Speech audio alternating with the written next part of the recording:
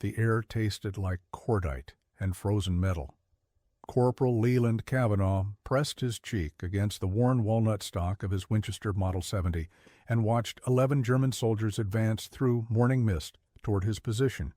It was January 9th, 1945, just outside Nouville, Belgium, and every regulation said he should have been carrying his standard-issue M1 Garand. But the Garand sat broken at the supply depot, and headquarters had told him to wait 3 days for a replacement. 3 days while his squad faced German armor pushing toward Bastogne. Leland had made a different choice. He'd pulled out the hunting rifle his father had given him in Denver, loaded it with handmade ammunition, and disobeyed direct orders. His sergeant had laughed. His squad mates called him crazy. Now those same men watched as Leland settled into position with a weapon they'd mocked, preparing to prove that sometimes the old ways still work. No one in the 9th Armored Division knew that this cowboy's defiance would save dozens of lives and rewrite tactical doctrine for the next 50 years. Leland Cavanaugh grew up in Westcliff, Colorado, a town small enough that most maps ignored it. His father ran a struggling hardware store during the Depression, and young Leland learned to hunt at 7 years old because bringing home elk and deer meant his family ate through winter. His father taught him the patient way, the precise way. One shot, one kill. Anything else was waste, and waste was unforgivable when survival hung in the balance. By 15, Leland could drop a mule deer at 300 yards in crosswind, adjusting for elevation with an instinct that seemed almost supernatural. But he never competed, never bragged. He just worked the store counter and disappeared into the mountains at dawn, returning with meat that kept his family fed when neighbors were eating potato soup. When Pearl Harbor was bombed, 19-year-old Leland enlisted on December 9, 1941. His father pulled him aside and said something he never forgot. There's men who wait for someone else to do what's necessary, and men who step forward when it's their turn. You're the stepping forward kind, son. Basic training at Fort Carson revealed a conflict. Leland excelled at marksmanship but struggled with regimentation. The Army wanted identical, interchangeable soldiers. Leland thought like a hunter when they needed him to think like a machine. His drill instructor, Sergeant Vickers, confronted him after one argument about weapon protocols. Hunters work alone. Soldiers work together. Learn the difference, or you'll get men killed. Leland resolved to fit in, to follow orders without question. But at night he'd read the letter his father had sent with the Winchester rifle, shipped against regulations. Trust your training, but trust your instincts more. The Army will teach you tactics, but I taught you to survive. He shipped to Europe in August 1943 with the 9th Armored Division, a unit of farm boys and factory workers still learning the difference between training and combat. His first firefight near the German border left him shaking, missing every shot, vomiting behind a burned truck. But Sergeant Mulvaney, a Boston veteran with flint eyes, told him something that stuck. First time's bad, second time's worse, because you know what's coming. Third time, you either function or you don't. Which are you? Leland chose to function. Over the next year he became steady, reliable, anonymous among thousands. And then December arrived, bringing the German offensive that history calls the Battle of the Bulge. The attack began December 16, 1944, a massive armored thrust through the Ardennes that caught American forces by complete surprise. The 9th Armored rushed north to plug gaps, moving through blizzards with inadequate gear. Leland's company was ordered to hold villages along the road to Bastogne, buying time for reinforcements. By Christmas, they'd been reduced from 140 men to 73, fighting SS troops and Tiger tanks in temperatures 15 below zero. Men died from cold as often as bullets. On January 7th, during a rearguard action near Nouville, Leland's M1 Garand took a glancing hit from a rifle grenade. The stock cracked, the operating rod jammed beyond field repair. Leland reported to supply. Sergeant Kowalski barely looked up from his clipboard. "Get in line. Requisition's in, but division says 2, maybe 3 days before we get rifles." Leland felt ice settle in his chest, colder than the Belgian winter. "We hold the line tomorrow. How do I fight without a weapon?" Kowalski's exhausted eyes met his. "Stay back with headquarters. Guard supply. When the rifle comes, rejoin your squad." It was reasonable, sensible, the kind of order that got men killed because it prioritized procedure over reality. Leland saluted and walked to his tent. He thought about his father's letter, about the Winchester wrapped at the bottom of his duffel for 16 months, kept hidden because it wasn't regulation. And he thought about 73 men facing German armor tomorrow with 1 fewer rifle supporting them. He made his decision without consciously realizing it. He unwrapped the Winchester and began loading the handmade cartridges his father had sent. Private Durwood Crenshaw watched from the next bunk with confused amusement. "Planning to hunt deer, Kavanaugh?" Sergeant Mulvaney arrived an hour later, saw the rifle, and exploded. "Are you insane? That's not service issue. You can't take a hunting rifle into combat. There's regulations. You'll get court-martialed." "Ficum." Leland met his gaze steadily. "My M1's broken. Supply says 3 days. We move out tomorrow at 0600, requesting permission to carry my personal weapon until replacement arrives." Mulvaney's face went through several colors. "Permission denied. You'll stay back like Kowalski ordered. Final." Leland nodded. "Yes, Sergeant." But when Combat Command B rolled toward Noville at dawn on January 9th, Leland was with them, Winchester slung across his back. He disobeyed direct orders, violated regulations, risked court-martial. None of that mattered as much as knowing his squadmates needed every gun available, and he had one that worked better than anything the Army issued. Sergeant Mulvaney spotted him climbing into the half-track and started forward, purple with rage. But Lieutenant Hargrove, their platoon commander, held up one hand. "Let him go, Sergeant. We need every man." Mulvaney protested about regulations, but Hargrove smiled tiredly. "Regulations say we should have air support and reinforcements. We have neither. I'll take what I can get." He looked at Leland. "Better make that rifle count, Corporal. If we survive, I'll have to explain why I let you break 15 regulations." The village of Noville sat at a strategic crossroads, surrounded by open farmland, offering excellent fields of fire and zero cover. The 9th Armored had held it 2 days before falling back to a defensive line built around a stone farmhouse. Leland's squad held the right flank, anchored on a low stone wall running between farmhouse and barn. Orders were simple and impossible: hold until relieved. Estimated enemy strength was 2 companies with armor support, 300 men against their 73. The mathematics were brutal. They'd be overrun within an hour unless something changed. At 0900, German artillery began ranging in. At 0930, infantry advanced in textbook formation. At 0945, Lieutenant Hargrove gave the order to open fire. The farmhouse erupted with staccato M1 fire and the thunder of a .30 caliber machine gun Private Hollis had positioned in the barn. Leland chose his spot carefully, a gap in the stone wall giving sight lines across 300 yards while providing cover. He settled prone in the position his father would recognize instantly, Winchester tucked tight, breathing slow and controlled. Private Crenshaw fired frantically to his left, burning ammunition, hitting nothing.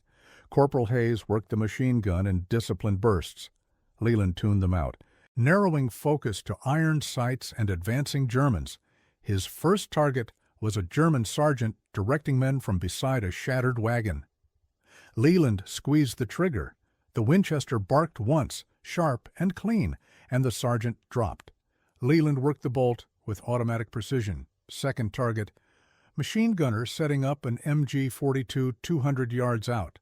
The shot took him in the chest before assembly finished. Third, a soldier carrying a Panzerfaust anti-tank weapon. Range was difficult, nearly 250 yards with crosswind, but Leland adjusted without conscious thought. The soldier fell, Panzerfaust clattering, unused. The German advance on his section faltered. Men sought cover. Officers shouted confused orders.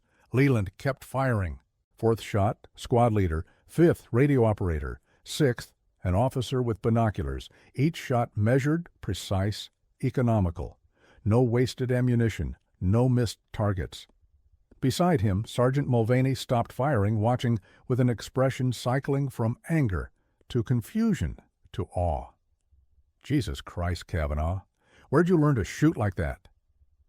Leland didn't answer, already finding his seventh target. The German advance stopped completely after his ninth shot dropped a captain rallying his men.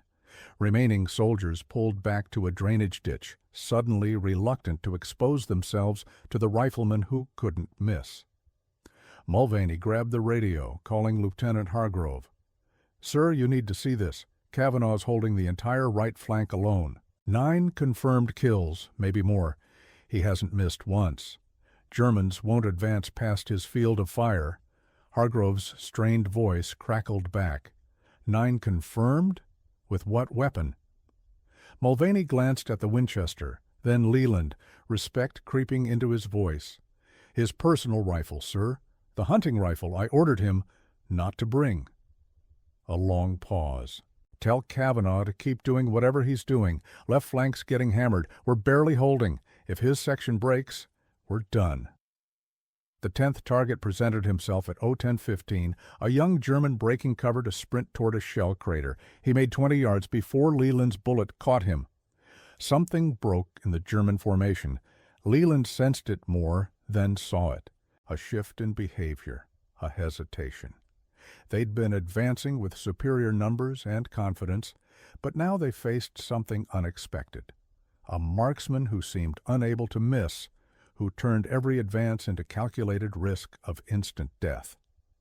The 11th shot came at 10:22, and it changed everything. A German major emerged from the drainage ditch, waving men forward, trying to restore momentum. He was 180 yards away, partially concealed by mist and smoke. Difficult shot.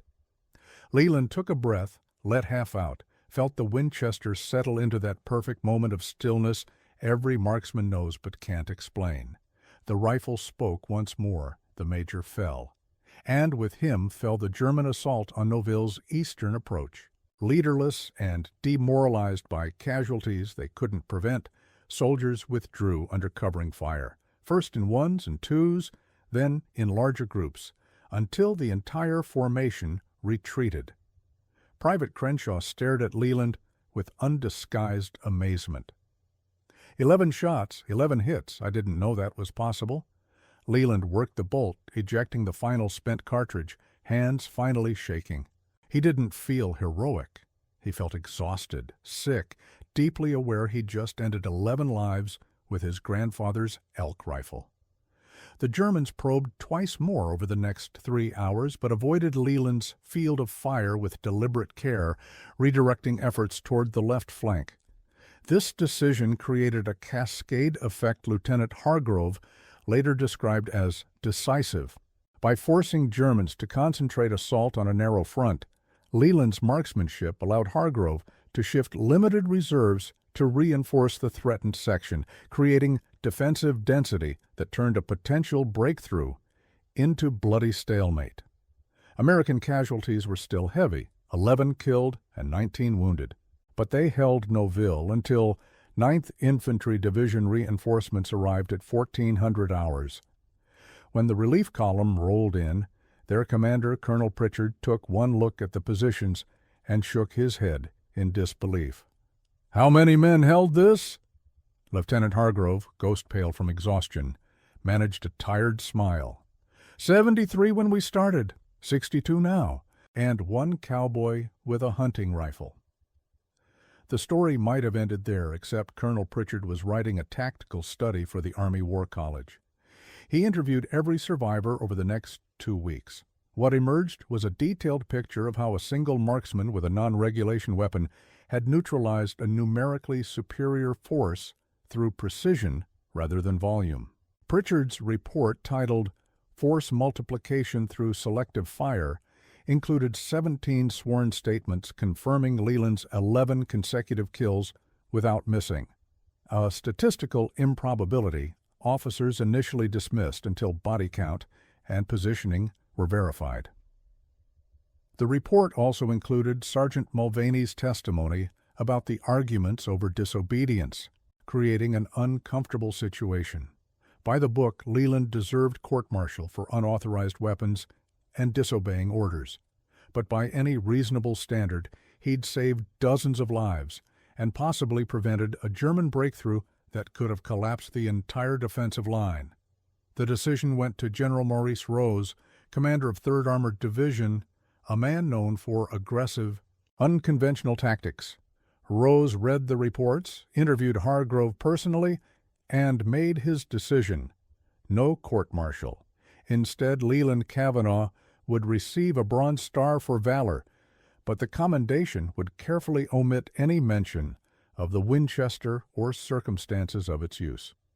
The official record stated only that Corporal Kavanaugh had demonstrated exceptional marksmanship under fire, neutralizing multiple enemy combatants and enabling his unit to maintain defensive positions against overwhelming odds.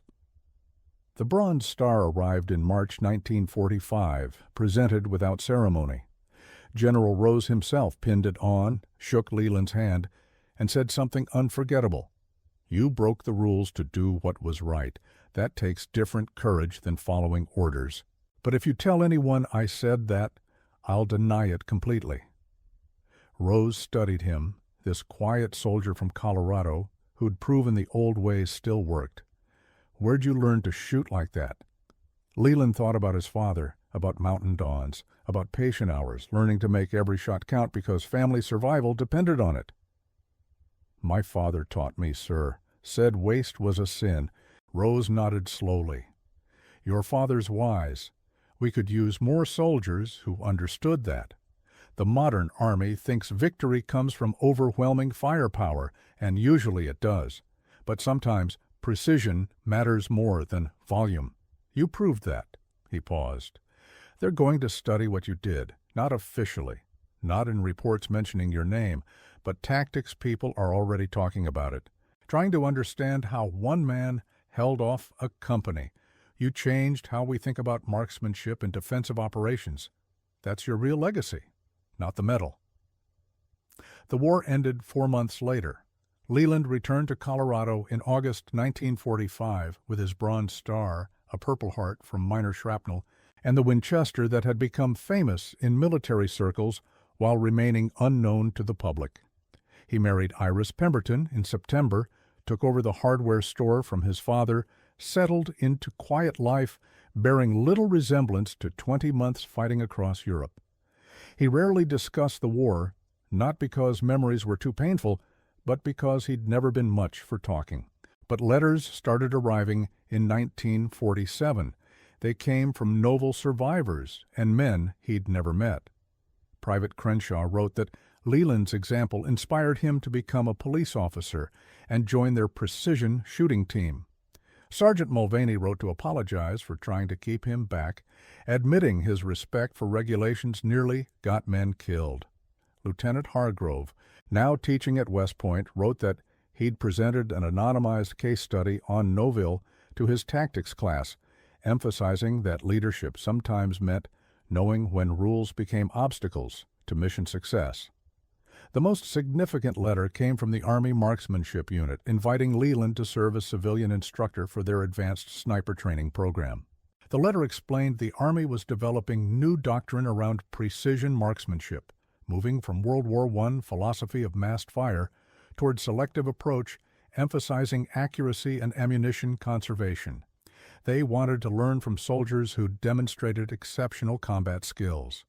Leland declined, explaining he had family now, Iris was pregnant, and the store needed him. But he wrote a long letter detailing his thoughts on accuracy versus volume, on knowing your weapon intimately versus using whatever the military issued, on teaching soldiers to make every shot count rather than relying on sheer firepower. His response eventually found its way into an internal Army document titled Lessons from European Combat, The Case for Precision Fire, influencing development of the M14 rifle and establishment of formal sniper training programs. But Leland never knew. He just ran his hardware store, raised 4 children with Iris, went hunting every fall with the Winchester. He displayed his Bronze Star only on Veterans Day and never explained what he'd received it for beyond vague comments about doing his job. The truth about Noville only became widely known after Leland's death in 1997, when his family found a box containing letters from men he'd served with, military documents with redacted portions, and a faded photograph of 11 German graves. A journalist from the Denver Post wrote a feature article titled "The Cowboy Marksman Who Changed Military Doctrine," finally making public a story that had circulated privately for 50 years. The article prompted the Department of Defense to declassify Colonel Pritchard's original tactical study. Veterans came forward with memories. Private Crenshaw, now retired police captain, confirmed every detail about 11 consecutive hits without missing Germans' reluctance to advance, the cascade effect that let Hargrove consolidate defense. He mentioned something not in official reports. After Noville, the entire company took marksmanship more seriously. We'd been trained to just pour fire downrange, but Leland showed us accuracy could do what volume couldn't.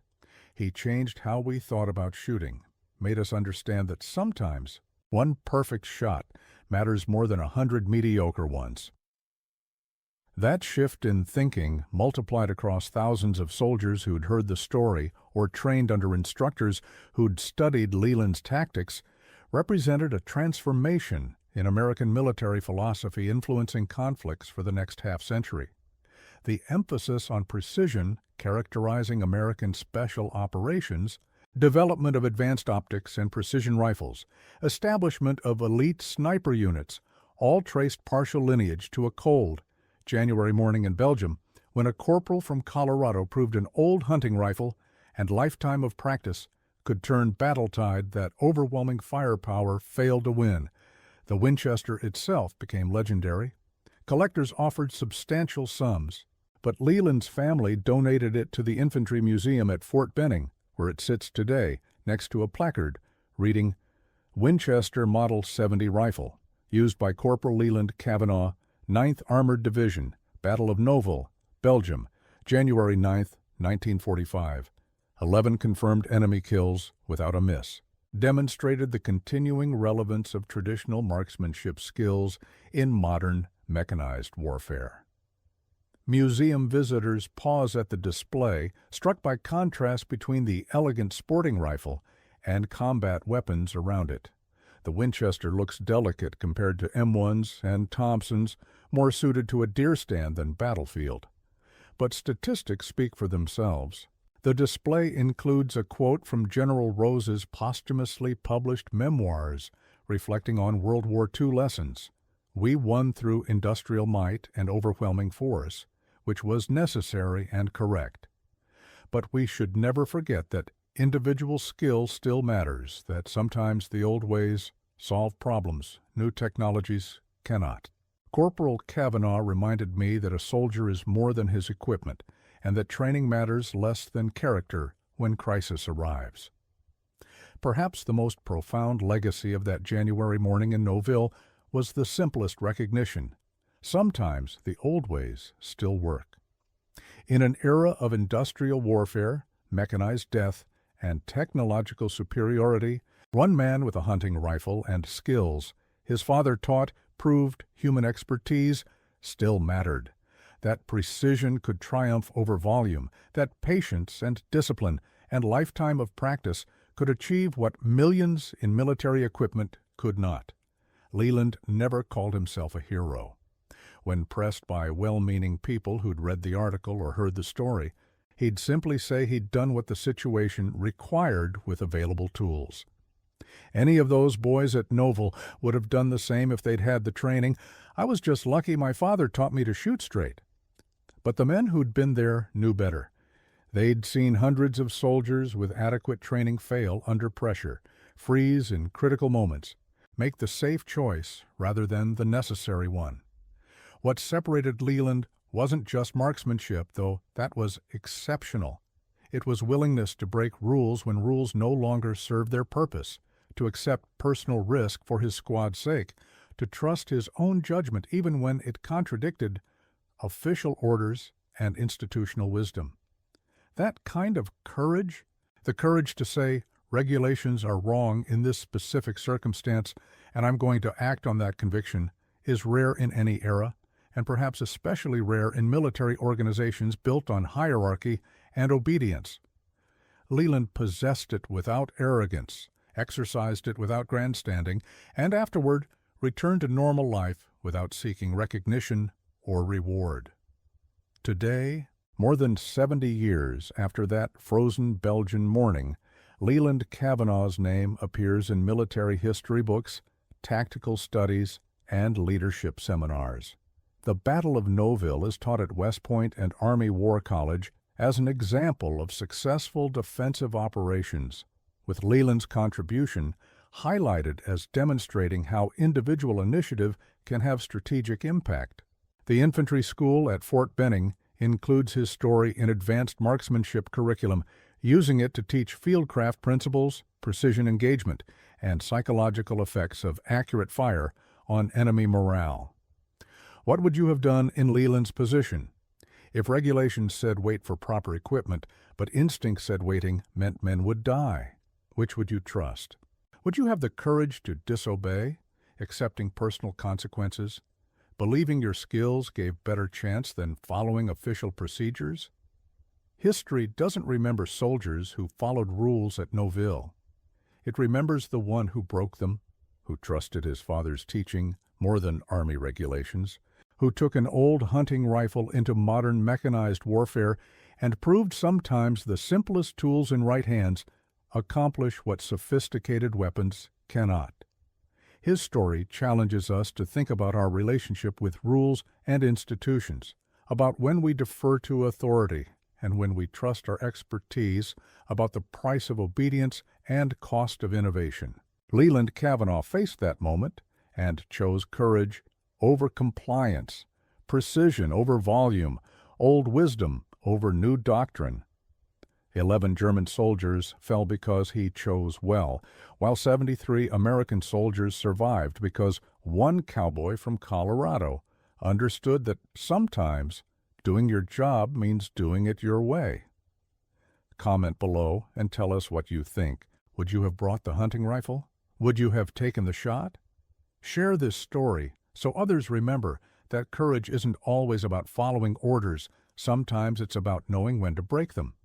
Subscribe for more untold stories of World War II, where ordinary people did extraordinary things and changed history in ways official records never fully captured. The war was won by millions following orders, but also by a few brave individuals who knew when orders didn't match reality and had courage to act on that knowledge. Leland Cavanaugh was one of those individuals, and his story deserves remembering not just for what he did, but for what he represents, the enduring value of skill, judgment, and moral courage in a world that often prizes conformity over competence.